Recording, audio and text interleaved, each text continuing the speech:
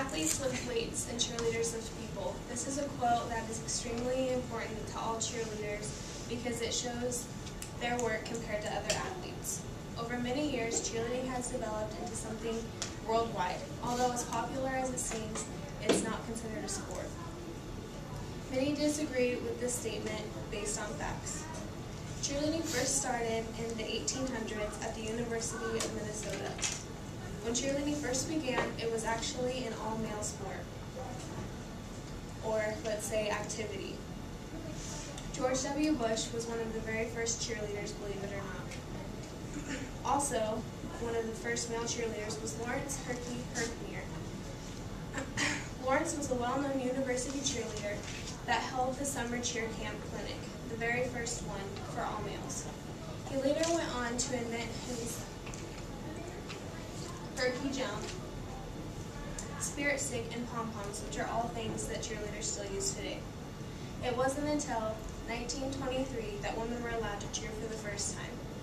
During this time, the cheerleaders came together and started to make their routines more exciting by adding acrobatics, and cheerleading just kept growing from there. In the 1960s, cheerleading could almost be found in every school across the country. Pee-wee and youth leagues developed as well. Pop Warner, a sports division for kids ages 5 to 15, added cheerleading to their program. This program provides kids to participate in a well-organized, supervised, and safety-oriented environment. Today, more than 180,000 children are participating in Pop Warner cheerleading.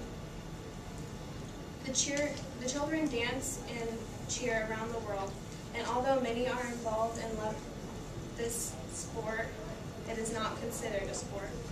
Every cheerleader gets worked up and offended when someone tells them that cheerleading isn't a sport.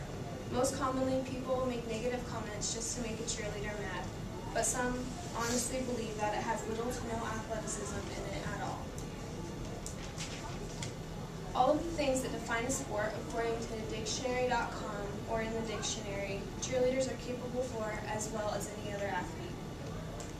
As defined by dictionary.com, to be qualified as a sport, they must be physically active, which cheerleaders are when they do conditioning, cheering, dance routines, or even practice. A sport must compete against an opponent, which cheerleaders do when they go to competition. A sport must also be governed by rules that explicitly define the time, space, and purpose of the contest and condition in which a winner is declared. Cheerleaders have time limits for their routines, a specific mat size, and are allowed score sheets during competition. Cheerleading meets all of the athletic specifications. If it isn't a sport, then what is? A comparison to other sports would be gymnastics. Gymnastics is remarkably similar to cheerleading. Gymnastics is such a popular sport that it is in the Olympics and one of the most common and popular events in it. Gymnastics is made up of men and women performing flips, tricks, and other acrobatics, while on mats, beams, and trampolines.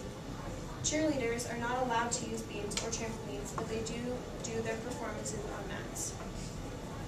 Since cheerleaders are unable to use the advantages that gymnasts are allowed to use, they are fully dependent on their bodies and teammates to use acrobatics and other tricks to awe their audience's attention. Another sport that cheerleading is extremely similar to is dancing. Dancing is also in the Olympics in different forms. Cheerleading and dancing are almost the same exact thing, except that for the most part, dancers don't do flips. They jump and do things along those lines, but not the risky things that cheerleaders do. Both cheer and dance normally perform in front of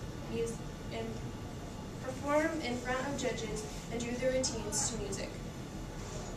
They also both have national championships. Dancers honestly do less than cheerleaders, then shouldn't cheerleading be a sport as well? There are numerous facts that point to cheerleading being a sport. In fact, 62% of cheerleaders join a second sport just to keep in shape to be a cheerleader. In cheerleading, you have to either be able to be tossed and lifted, or lifted and tossed. If a flyer is misplaced on a base or back spot, easily one of their necks could be snapped and a life could be lost. Approximately 16,000 cheerleaders get injured in a cheer-related incident, more than any other sport-like activity in the world. Cheerleaders get judged, they compete, and they stay conditioned. What else could possibly make them a sport?